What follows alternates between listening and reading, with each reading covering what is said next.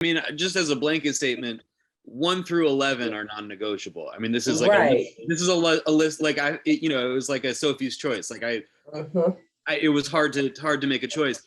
10 is super important because we still live in a world where over our entire lives men make more money than women, and this is the biggest reason, is because when women have to, like, we live in a culture where it's assumed that women are going to be the ones who stay home from work to take care of newborn children.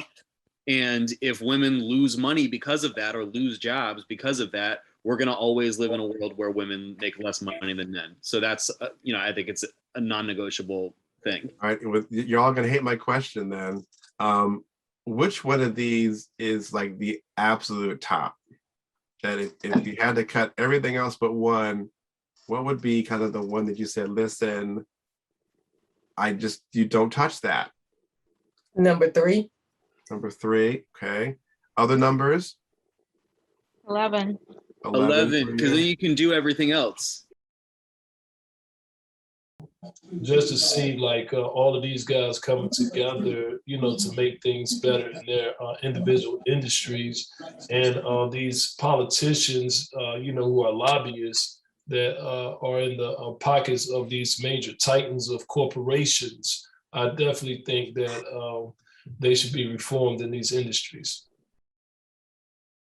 I like the banning no-knock warrants and chokeholds for federal officers. I like the tax credit that the middle-class families, the tax credit, that money in the pockets of families every month. Yeah, what I'm really hearing is they're trying to, reach an agreement on this infrastructure bill.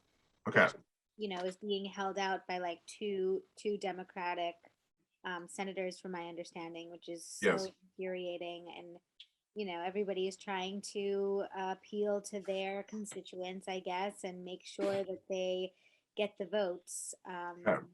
But as a result, like, there's just so many self-interests at play, and at this rate, it's exhausting and demoralizing. So I think there's a lot of uncertainty and not a lot of information on where to go with that, or what to do, or why.